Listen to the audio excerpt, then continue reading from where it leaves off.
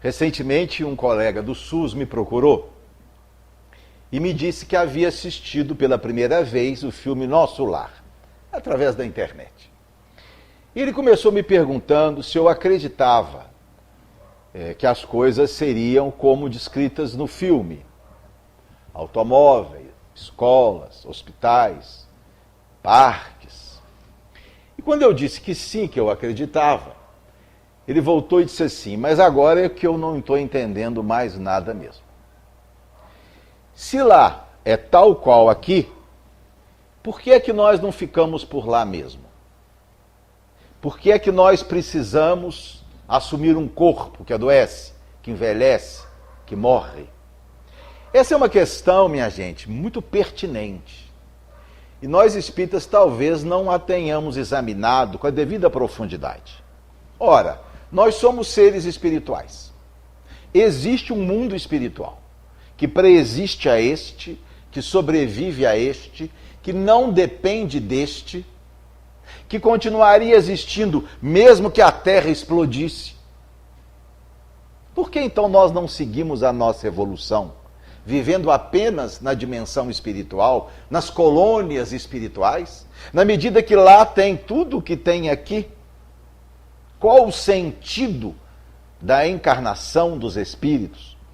Allan Kardec teve a oportunidade de examinar esse assunto em vários momentos de suas obras. E eu destaco em particular a resposta da questão 634 do Livro dos Espíritos. Quando Kardec, referindo-se a esse assunto, ele vai dizer o seguinte: se não existissem montanhas, o homem não saberia que se pode subir e descer. Se não existissem rochas, o homem não saberia que há corpos duros. O espírito necessita adquirir experiência, conhecer o bem e o mal. É por isso que ele se liga à matéria. Nota então que desde a primeira obra da codificação espírita, Kardec já define que nós deixamos o mundo espiritual e assumimos a matéria física para aprender, conhecer, viver experiências diferentes. Porque ninguém consegue efetivamente adquirir sabedoria, conhecimento, prática, sem viver aquela realidade. Por mais nos seja apresentada a teoria que envolve o fato, é só quando nós vivenciamos essa realidade é que nós realmente introjetamos em nós o conhecimento.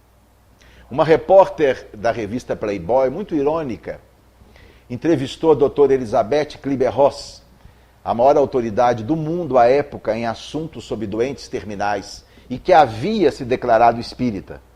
E a repórter chegou e disse assim, mas a senhora, professora da Universidade de Chicago, uma especialista em tanatologia, a senhora acredita em vida depois da morte? Ela voltou e disse assim, não, minha filha, eu não acredito em vida depois da morte. Eu sei que existe vida depois da morte.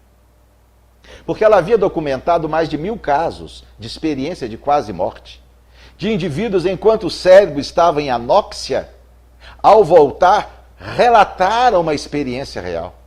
Ela dialogava com seus doentes mortos, porque ela desenvolveu uma mediunidade sem nunca entrar no centro espírita, apenas lidando com a dor humana.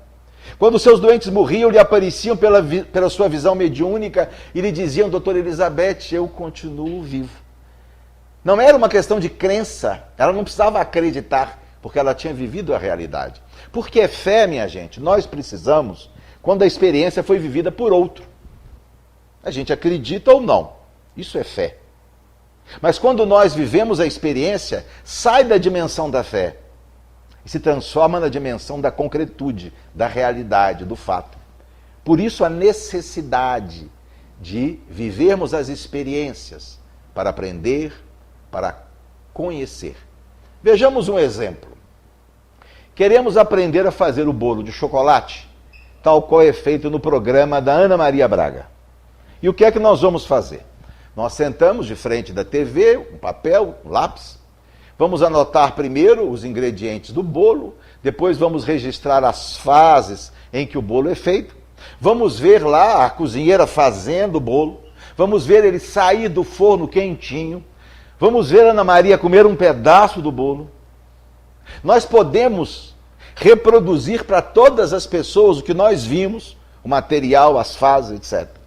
E ainda assim nós não podemos dizer que sabemos fazer aquele bolo de chocolate. Concordam? Nós só poderemos dizer que sabemos fazer quando colocarmos a mão na massa. Provavelmente na primeira tentativa vai ficar sovado. Na segunda, fofo demais. Na terceira, talvez grude na forma. Na quarta tentativa vai ficar bom. Na quinta, melhor ainda. Na sexta, o melhor bolo de chocolate que eu sou capaz de fazer. Daí eu posso dizer, eu sei fazer um bolo de chocolate. Por isso eu gosto muito da metáfora da bicicleta.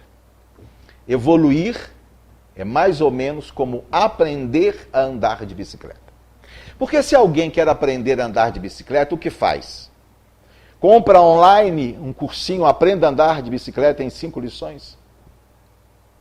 Compre um manual que fale sobre o tipo de guidão, como funciona o freio, a roda? Não. Vai para a pracinha e fica sentado, observando as pessoas andarem? Também não. Só tem um jeito de aprender a andar de bicicleta. Subir e cair. Levantar e cair de novo. E subir e cair tantas vezes até que o nosso cérebro automatize esse tipo de movimento. Aí sim, nós podemos dizer, eu sei andar de bicicleta. E parece que nunca mais se esquece. Quando nós começamos a nossa história evolutiva lá para trás, Deus nos deu uma bicicleta com 2 rodinhas. Nós éramos assessorados muito de perto pelos patronos da evolução terrestre. Avançamos um pouquinho, Deus tirou uma das rodinhas e disse, tente com uma só. Hoje, a bicicleta que nos dão não tem rodinhas. É cair, levantar, cair de novo, até aprender. A nossa relação com Deus é muito parecida com a relação do pai com o filho pequeno. Quando esse pai vai ensinar o seu filho a andar de bicicleta. O pai sabe que o filho vai cair. E mesmo assim deixa. Que maldade. Sabe que vai cair e ainda deixa. Porque há um momento em que o pai tem que soltar a bicicleta. E ele vai cair. Ele sabe que vai cair. Mas ainda assim deixa. Por quê? Porque não há outra forma de aprender. Assim é Deus conosco. Ele precisa se afastar um pouco. Deus é tão grande, tão poderoso, que se ele não se afastar, não, cria o espaço para a nossa própria existência e para a nossa própria realidade. É necessário então que ele se afaste um pouco. Quando eu tinha 8 para 9 anos de idade, minha mãe decidiu que eu precisava fazer uma dieta para perder peso. Não preciso nem dizer que não adiantou nada, não é? Mas a minha mãe preparava a minha dieta com muito carinho, né? O café da manhã eram 2 torradas, uma ricota e um café com adoçante. Adoçante naquela época era algo intragável, nem era gota, era os comprimidinhos. Era amargo. Torrada podia, pão não. Como é que a ciência muda, né? E a burrice de ontem deixa de ser menos burrice de hoje. Tinha que ser torrada, pão não podia. E queijo só ricota. A minha merenda para a escola era uma maçã. Não podia dar certo, né, gente? Maçã. Vocês já viram o gordinho gostar de maçã? Gordinho gosta de cachorro-quente, pizza, né? Coxinha, maçã. Mas não era essa maçãzinha, não. Era uma maçã argentina. Naquela época era uma maçã importada, bonita. Mas tão sem graça como qualquer outra. A minha mãe preparava. O que é que eu fazia? Eu saía, tomava o meu café, ia para a casa de um coleguinha, cuja mãe levava de carro, e eu pegava uma carona. E eu chegava, e a mãe dele, uma senhora de uma bondade, e ela me perguntava, Ricardo, já tomou o seu café? E eu, não deu tempo, minha mãe não acordou. E ela me punha sentado, um belo pão com manteiga e um café com leite com muito açúcar. E ia para a escola. Na hora da merenda, aquela maçã, os menininhos lá ficavam de olho na minha maçã. E eu ficava de olho no pão com mortadela deles. O que é que nós fazíamos? Trocávamos. Eu tinha até uma lista de pedidos, cada dia um que eu trocava com um. Eu chegava, Ricardo, hoje é comigo? Pode ser amanhã. A minha maçã bonita argentina ia para a barriguinha deles. E eu comia pão com mortadela, pão com manteiga. Minha mãe não sabia como é que eu não emagrecia. Mas esse menino não come nada, segue tudo direitinho. Na verdade, Deus é assim conosco. Deus nos coloca no lugar certo, com as pessoas certas, no cenário certo, na hora certa. Deus faz tudo direitinho. Mas o resultado final depende da gente mesmo. Mas alguém poderia indagar assim, voltando ao meu colega do SUS. Espera lá, mas até então você não o respondeu. Você disse apenas que para evoluir precisa viver experiência, colocar a mão na massa. Mas por que nós não podemos viver essas experiências lá? Se lá tem toda uma estrutura, lá na dimensão espiritual, se as colunas espirituais têm toda uma estrutura, por que essas experiências, para aprender, para conhecer, não poderiam ser vividas lá? Certamente ele me faria essa contra-resposta. E aí, minha gente, para nós entendermos por que essas experiências não podem ser feitas apenas lá, nós precisamos compreender as diferenças que existem entre o mundo espiritual e o mundo físico. São essas diferenças que nos fazem entender por que a encarnação dos espíritos é obrigatória.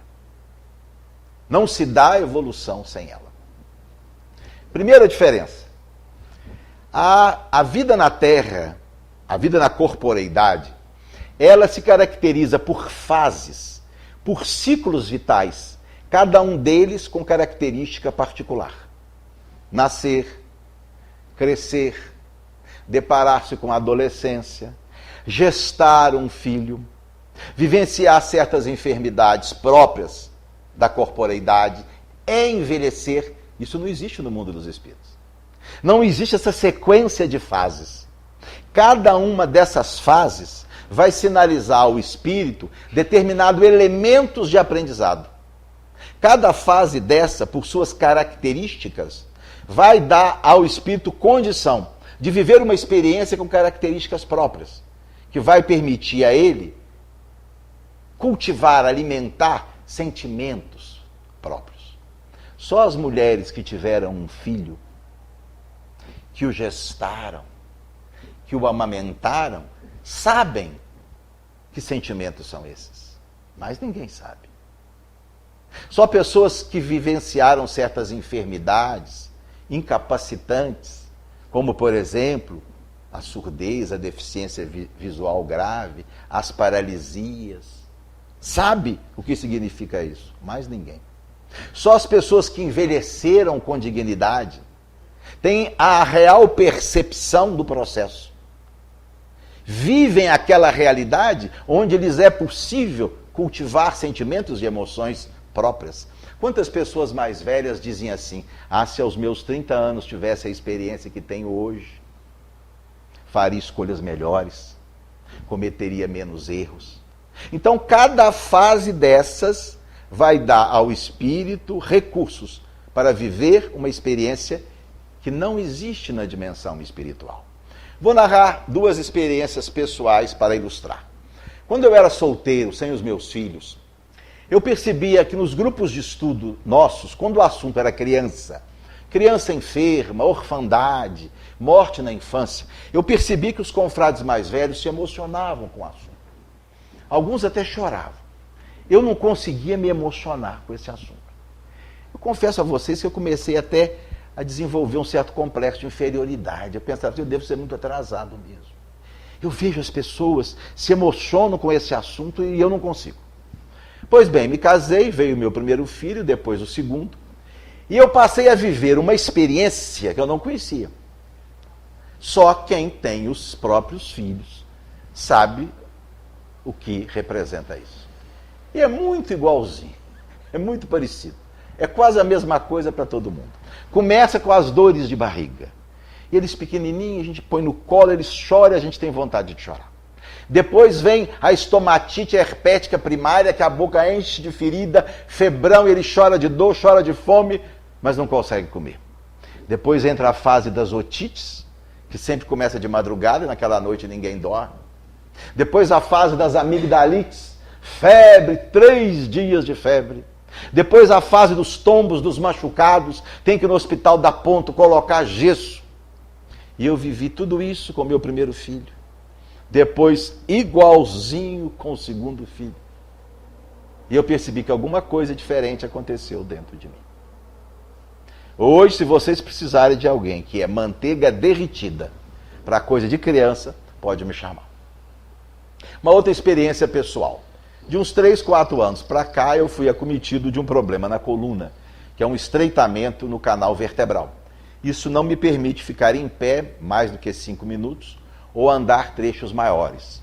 E foi a minha primeira experiência com dor física nessa encarnação. Eu sou reumatologista. Reumatologista lida com dor dos outros. Pela primeira vez eu estou experimentando uma dor que eu não conhecia. E eu tenho certeza que essa experiência está me tornando mais sensível às dores físicas das outras pessoas. Porque só quem vive, minha gente, sabe o que é. Só quem perde um filho sabe a dor de perder um filho. É claro que os outros podem se condoer, ser solidários, sofrer, claro, mas saber o que representa, não. Só quem perdeu.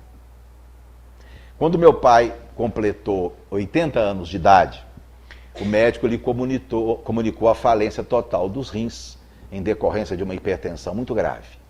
E lhe disse que ele teria que ser encaminhado para a hemodiálise. A hemodiálise é um procedimento que é feito 3 vezes por semana, em que o paciente fica ligado a uma máquina por 4 horas.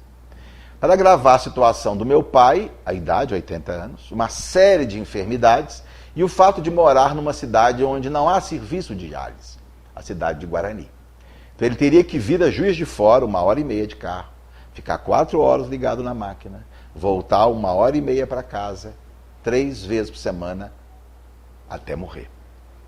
E ele ficou muito chateado com essa situação. Meu pai era muito ativo no movimento espírita de Guarani. Tinha vários grupos de estudo, reunião mediúnica, muito ativo.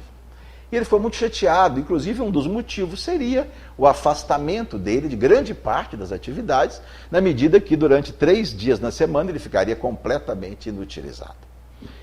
E aí a minha mãe me ligou e disse assim, converse com seu pai, ele não está bem. E eu fui a Guarani e ele me colocou a situação de uma forma muito racional. Ele disse assim, olha Ricardo, eu estou com 80 anos, daqui a pouco eu estou desencarnando. Eu sei que eu sou útil ao espiritismo aqui. Por que os espíritos bons não deram uma sacudida nesses meus rins aí? Mais 3 ou 4 anos eu estou desencarnando. Para que eu vou precisar passar por isso agora? Isso não beneficia ninguém. Pelo contrário, me tira do trabalho espírita. Um raciocínio muito lógico, muito racional. E eu voltei e disse a ele, olha pai, eu acho que esse processo que você vai se inserir daqui para frente não tem nada a ver na sua relação com os outros. Tem a ver na sua relação com você mesmo. E lhe contei um caso narrado pela doutora Elizabeth Kliber-Ross, quando sua mãezinha de 76 anos tem um derrame cerebral muito grave. E depois da hospitalização vai para uma casa de repouso, sem enxergar, sem ouvir, sem falar, sem compreender nada, sequer sem sentar-se. Elizabeth morava nos Estados Unidos, era professora da Universidade de Chicago, consegue uma licença e vai para estar com a mãe, que morava na Suíça, em Zurique. E lá ela passa a tarde toda junto da mãezinha, senta-se do lado do seu leito, acariciando seus cabelos, massageando as suas pernas. Mas um dia Elizabeth se deixou invadir por um sentimento de indignação. Ela pensou assim, não é justo, meu Deus. Com essa mulher não é justo. Uma dama da caridade. Uma mulher que nunca disse não a qualquer pessoa que lhe pedisse qualquer coisa. Excelente mãe, esposa generosa. Uma cidadã cuja casa sempre foi franqueada a qualquer pessoa que precisava dela. E agora, ao final da vida, recebe de presente o leito frio, a inconsciência, a imobilidade. Isso não é justo, pensava ela. Decorreram alguns minutos e ela sentiu a aproximação de um espírito amigo. A entidade chegou-se bem pertinho dela e disse assim, Elizabeth, minha irmã, sua mãezinha, durante toda a vida, teve a oportunidade de estudar a disciplina da caridade. Nessa disciplina, ela foi aluna exemplar, tirou nota 10. Jesus deve estar muito feliz com ela. Mas agora, no final da vida, Deus está lhe dando a oportunidade de estudar outra disciplina, porque a do amor ao próximo ela já estudou, já venceu. Jesus está lhe dando a oportunidade de estudar na cartilha da paciência, da resignação, da perseverança. Porque enquanto há vida, Elizabeth, há lições a serem aprendidas. E eu conheci um caso semelhante a esse, com um primo nosso, José Eduardo Baesso, morava no Rio de Janeiro, 38 anos, de uma inteligência brilhante. José Eduardo era hipertenso grave. Vai fazer um tratamento dentário e inadvertidamente é dado um anestésico com adrenalina. Ele tem uma crise hipertensiva, rompe-lhe um aneurisma cerebral. Ele entra em coma e durante 40 dias fica hospitalizado, totalmente em coma, e depois vem a desencarnar. Alguns meses depois, nós estávamos numa reunião mediúnica na cidade de Guarani, quando José Eduardo se comunica através de um médico que não o conhecera. Ele então vai lá para agradecer as orações, diz que está muito bem, pede que a gente envie um abraço para a mãe e para a esposa que ainda moravam no Rio. E ao se despedir, ele diz assim: meus amigos, vocês não podem imaginar como esses 40 dias foram importantes para mim. Eu evoluí mais nesses 40 dias do que nos 40 anos da atual existência. E explicou por quê. Vocês me conheceram bem, o meu jeito, a minha personalidade, realmente. José Eduardo era uma pessoa de uma impaciência como eu nunca vi. Ele era incapaz de esperar, de uma impulsividade, agitado, e às vezes ofendia as pessoas, magava as pessoas. E ele então disse: pois é, vocês me conheceram. Nesses 40 dias em que meu corpo esteve em coma, meu corpo, eu não. Eu estava acordado do lado do meu corpo, querendo retomá-lo, viver, abraçar a minha esposa, a minha mãe e dizer: eu estou aqui, e sem poder. Foram 40 dias de uma quietude íntima obrigatória, de profundo diálogo comigo mesmo.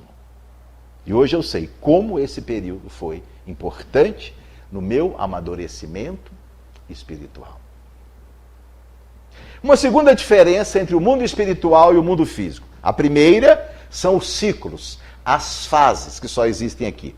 Uma segunda diferença, a luta pela sobrevivência. No mundo dos espíritos, minha gente, se um cidadão desencarnado nada quiser fazer, nada vai lhe acontecer. Não tem conta para pagar, comida para alimentar, água para tomar, remédio para as doenças, roupa para o frio, não tem nada disso. Se ele simplesmente nada quiser fazer, nada fará, mesmo porque ele já está morto. Não tem jeito de morrer de novo. Vai um de nós, ao cair aqui, e assumir um corpo como esse, ficar de papo pro ar. Vem a fome, vem o frio, vem a doença, vem a invalidez, vem a morte. A encarnação, em corpos perecíveis, nos coloca em um meio em que o trabalho é obrigatório. E o trabalho é o motor do progresso. Nós só desenvolvemos, notadamente, as faculdades mentais, o raciocínio, as sensações, a memória, as inteligências, produzindo, realizando, aprendendo, errando, acertando, criando, construindo. A encarnação, então, pela necessidade de manter o corpo, de manter a vida, nos obriga a produzir. E aí, a gente cresce.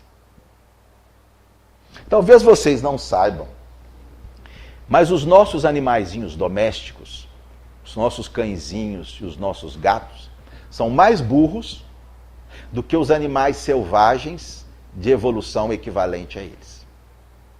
Quando se estuda o cérebro de um lobo, na verdade o cão é um lobo, e se estuda o cérebro de um cão, o cérebro de um lobo é maior e tem muito mais recursos sinápticos. Por quê, minha gente? Porque os nossos cãezinhos e gatinhos recebem tudo de mão beijada. Está tudo ali, à mercê, à disposição. Os animais selvagens, cada dia é um desafio à própria sobrevivência. Proteger a cria, buscar água limpa, alimento, preservar-se dos predadores. Isso não existe com os nossos animais. E parece que está piorando. Outro dia eu estava, antes da minha estenose, eu estava fazendo uma caminhada na pracinha de São Mateus e vi uma senhora passando com um carrinho de bebê e eu olhei para ver o rostinho do bebê. Não era um bebê, gente. Era um cachorrinho. E eu fiquei pensando assim, se a gente trata assim as pessoas que a gente ama, se os seres que a gente ama são tratados dessa forma, que amor é esse que não deixa crescer? Que amor é esse que não provoca desafios? Chico Xavier dizia sempre, vida boa não leva a lugar nenhum. E uma vez uma senhora o procurou para lamentar-se da vida, já idosa. Ah, senhor Chico, minha vida foi só dificuldade, problema. Tudo que eu fiz, senhor Chico, foi sozinho, nunca ninguém me ajudou. Tudo na minha vida eu conquistei com o meu esforço. Fui falando. Quando ela terminou, Chico voltou e disse assim, graças a Deus, né, minha irmã? Graças a Deus, que bom que foi assim. Uma pessoa que não é espírita e ouve o Chico falar isso, vai pensar, esse moço não está batendo bem, né? Pois ela fala que a vida dela foi só dificuldade, que ela fez tudo sozinha. Ele diz, graças a Deus. Mas nós que estamos desenvolvendo o modo espírita de pensar, nós entendemos que é assim que as coisas funcionam. E o Chico disse que todas as dificuldades que ele sofreu, na infância e na adolescência, dupla orfandade, começou a trabalhar com 8 anos de idade, um pai muito atrasado, uma família numerosa, muita pobreza. Nada disso era kármico. Ele não precisava passar por isso. Nada disso. Mas ele inseriu isso no início da sua vida, para que através das dificuldades expandisse nele a capacidade de amar. Para ao chegar o trabalho mediúnico, ele está devidamente habilitado para tal. Eu me recordo no finalzinho do livro Nosso Lar, quando Dona Laura, mãe de Lísias, recebe, através de um processo extraordinário, o futuro esposo dela, reencarnado, é uma criança, chama-se Ricardo. E ele consegue ir até Nosso Lar, embora fosse uma criança, assume lá a forma de adulto, põe-se a conversar com ela, que iria reencarnar logo depois para se casar com ele, e que receberiam Lísias e as irmãs como filhos. Quando há esse diálogo, e ele é informado que os seus anjos da guarda seriam os filhos. Os futuros filhos de lá é que iriam acompanhá-lo durante toda a adolescência até a idade adulta. Ele volta-se, ao se despedir deles, e diz assim, eu só peço a vocês uma coisa, que eu jamais encontre facilidades na vida. Essa é uma diferença entre o mundo espiritual e o mundo físico. Uma terceira diferença, o mundo físico permite uma troca de cenários que não existe no mundo espiritual. Numa encarnação a gente vem como homem, outra vem como mulher. Numa encarnação a gente tem a possibilidade de desenvolver a escolaridade, na outra a gente vai desenvolver mais atividades manuais. Numa encarnação a gente vem numa família numerosa, na outra a gente não casa. Numa encarnação a gente vive numa cultura coletivista, como a da Ásia, Japão, China, Coreia. Em outra a gente vive numa cultura individualista, como a norte-americana, cada uma delas com características próprias que vai permitir a gente desenvolver certas habilidades. O estudo dessas culturas é muito curioso, porque eles nos mostram como viver em regiões diferentes, dá condição ao espírito de desenvolver habilidades diferentes. As culturas individualistas, como a americana e a brasileira que tenta copiá-la, dá muito valor à liderança, à autonomia, à inteligência, ao merecimento. As culturas coletivistas, Japão, China, Coreia, já dão mais valor à coletividade, ao espírito do todo, à perseverança, à paciência, à resignação, à compaixão. E há alguns estudos na área da psicologia social que são muito curiosos a esse respeito e mostram como as mentes das pessoas se tornam diferentes. Eles fizeram uma experiência com estudantes norte-americanos e estudantes chineses. Passaram um filme para esses estudantes. O filme mostrava um peixe nadando no mar. E perguntavam para os estudantes norte-americanos o que mais chamava a atenção no filme. Quase todos diziam, o peixe. Quando fazia a mesma pergunta para estudantes chineses, Quase todos diziam, o mar. Uma outra experiência, eles pegaram 6 lápis, sendo 5 de uma cor e 1 de cor diferente. E ofereceram para crianças norte-americanas pedindo que elas escolhessem um dos 6. Quase todas escolhiam aquele lápis de cor diferente. Quando faziam a mesma experiência na Coreia do Sul e pediam às crianças que escolhessem um dos 6, quase todas escolhiam um dos 5 lápis de mesma cor. Quando uma família norte-americana ou brasileira sai para almoçar fora, observe os pratos. Cada membro da família escolhe um prato diferente. Isso não existe nas famílias chinesas e japonesas. Quando elas saem para almoçar, escolhe-se o mesmo prato e todos comem desse prato. Foram a uma escola pequena nos Estados Unidos e pediram que levantasse a mão as crianças que sabiam nadar. Todas levantaram a mãozinha. Todas sabiam nadar. Algumas começaram há 15 dias, levantavam a mão. Quando foram numa escola japonesa, levanta a mão quem sabe nadar. Nenhuma delas levantou. E nadavam bem a beça, desde bebezinho começam a nadar. Nenhuma delas levantava a mão.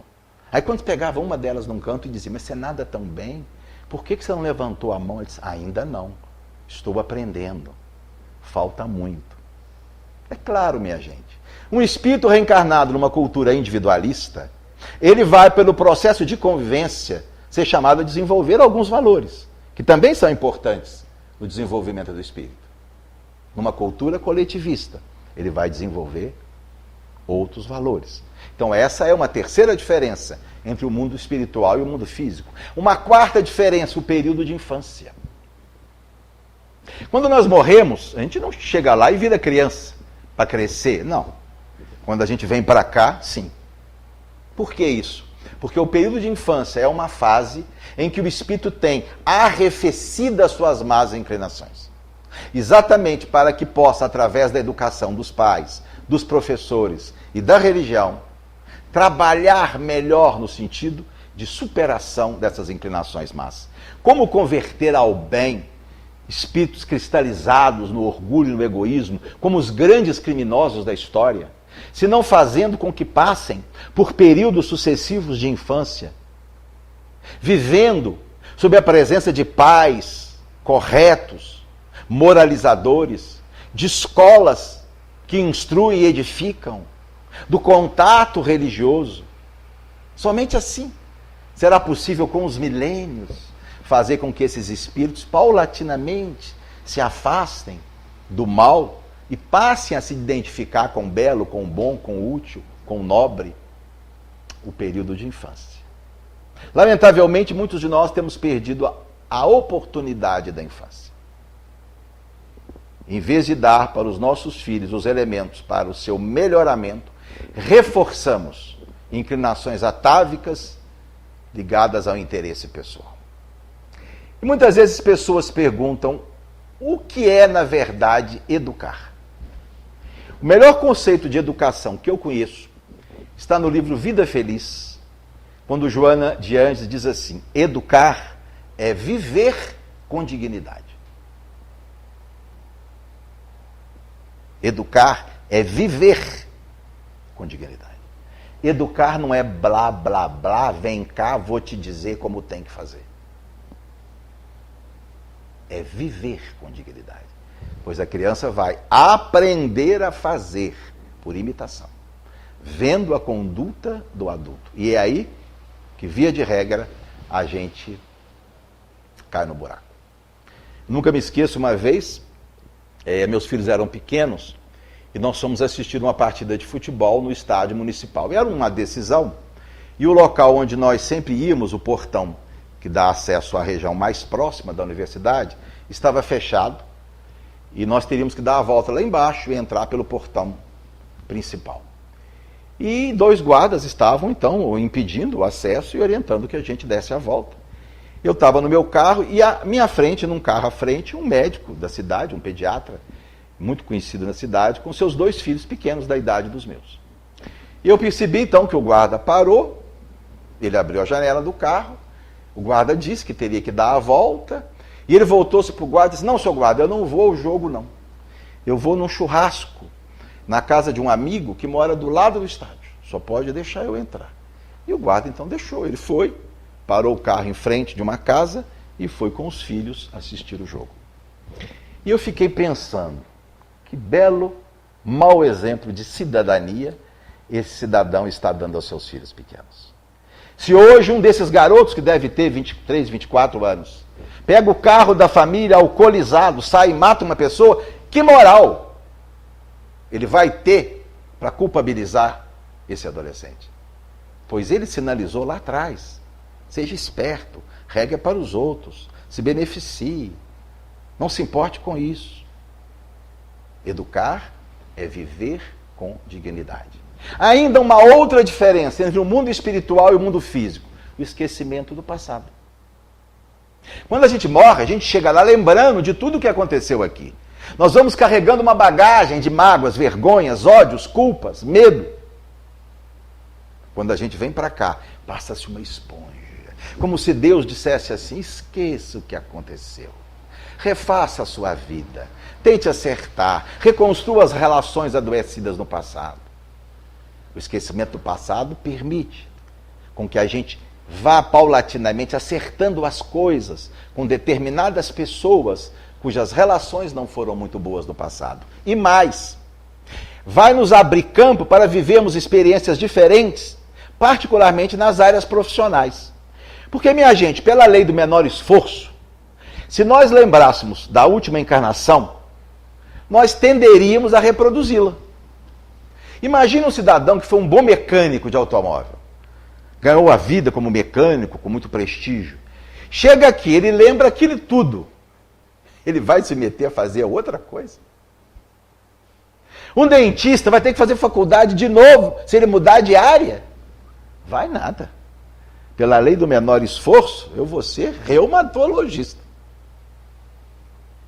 Aí vem o esquecimento do passado, exatamente para que a gente diversifique as atividades, tenha a possibilidade de fazer diferente. E, finalmente, uma última diferença entre o mundo espiritual e o mundo físico. Aqui na Terra, nós somos obrigados a conviver com espíritos de condição intelecto-moral diferente da nossa.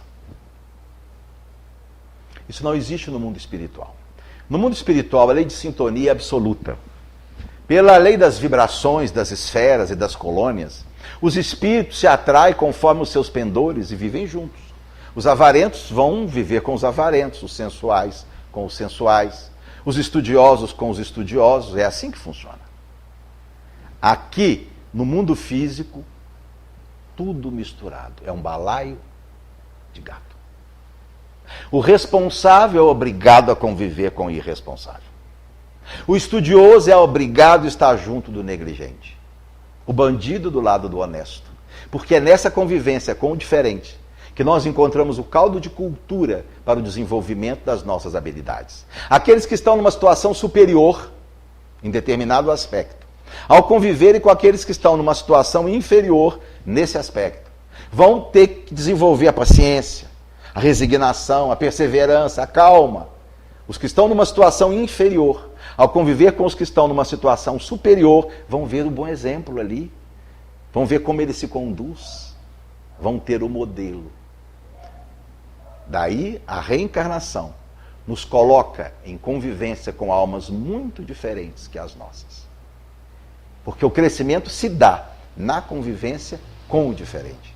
Porque é na convivência com o diferente que nós vamos desenvolver a virtude do respeito.